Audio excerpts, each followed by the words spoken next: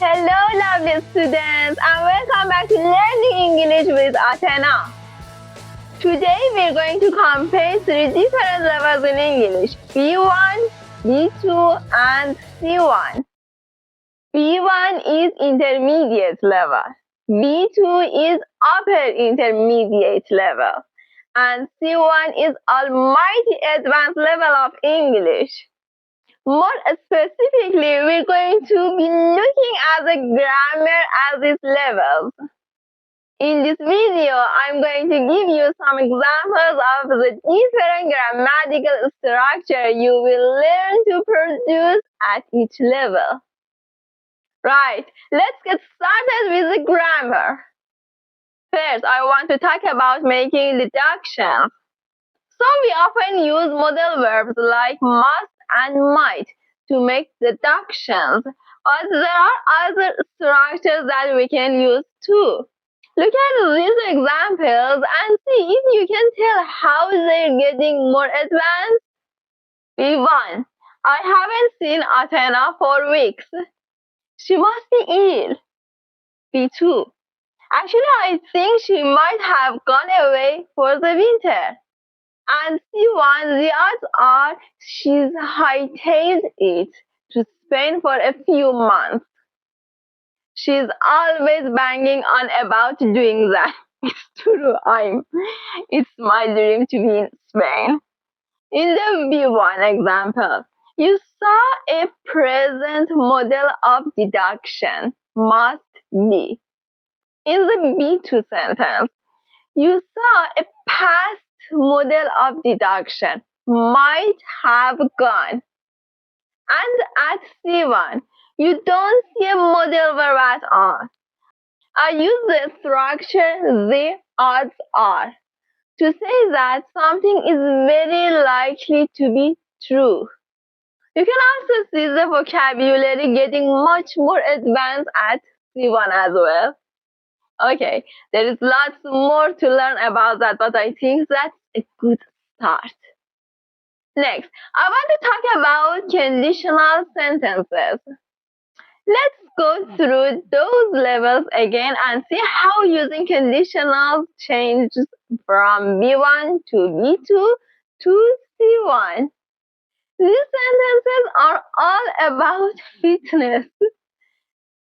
B1. If I were you, I'd work on building muscle. B2. I know I would be in much better shape if I'd started working out when I was younger. And C1. But for my husband's encouragement, I would never have started going to the gym at all. So, in the B1 sentence, I use a second conditional to give advice. If I were you, I would work on. Notice the use of were instead of was with the pronoun I. Using were as an example of the subjunctive mood, which expresses hypothetical situations. In the B2 sentence, I use a mixed conditional to see how something in the past can affect the present. I used would be in the second conditional and had started in the third conditional. And in the C1 sentence, you can see a third conditional with the structure but for standing in for an phrase. Again, there is so much more to learn about conditionals at each level. That is just a small glimpse. Next, let's talk about the future. At B1, B2, and C1 levels, you need to be able to talk about the future in different ways. We're going to take a look in the context of the environment. B1. Sea levels will continue to rise over the coming decades. Nice and simple. B2. By 2050, many scientists believe that sea levels will have risen by around 30 centimeters in the US. C1. Some coastal communities in Louisiana and Florida are on the brink of catastrophe. In B1, you can see the future with will to make a prediction. Nice and simple. Notice that it's followed by continue in the base form, and then continue is followed by to rise. The infinitive verb patterns, ing verbs and infinitives, are a really important element of B1 and the levels after that. In B2, you can see the future perfect simple will have risen.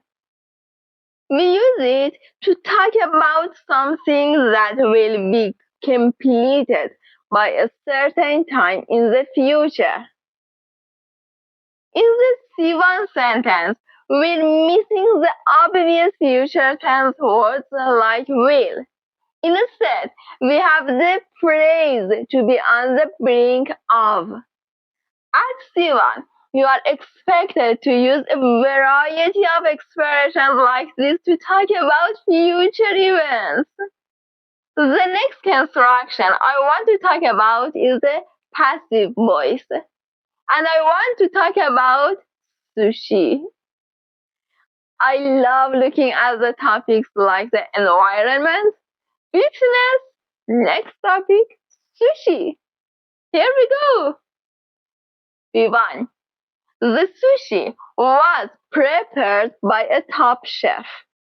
B2. It is widely believed that sushi originally comes from Japan. And C1. Jack recalled having been told that sushi actually originated in China. Remember, we use the passive voice to shift the focus from the subject performing an action to the subject receiving an action. In the B1 sentence, you can see a sentence in the passive voice in the past simple, was prepared. For B2, we can see an impersonal passive construction. It is widely believed that we use this construction to say that people believe this, but not necessarily the speaker. It's very diplomatic. A politician might use it. And at C1, we see a passive ing form. Recalled having been told. The verb to recall is followed by an ing verb and by the passive voice in this sentence. Finally, I want to talk about adjectives, and you start using adjectives right from A1 level, the very first beginner level. But as you move to higher level in English, you are expected to move beyond. Flying is scary. So let's talk about flying at B1, B2, and C1 levels. So B1, flying is much less scary than I imagined. B2, the thought of it was utterly terrifying. And C1, for me, flying is not so much alarming as that. So B1, we use words like much and slightly, in addition to basic comparative adjectives to move beyond A2 level and show big and small differences. Much less scary. At B2 level, we use adverb, adjective collocations to add some spice to our descriptions. Utterly terrifying, not bitterly or entirely terrifying. For example, Utterly terrifying is a lovely collocation. They just fit together. It is what native speakers would naturally reach for. At C1 level, we use a range of advanced comparative structures to compare things, not so much alarming as dull, meaning it's boring, not scary. Okay? Has that given you some idea of the grammatical structures and phrases you typically learn at B1, B2, and C1 levels? That's it for today's lesson. I hope you enjoyed it. I will see you soon for another lesson. Bye.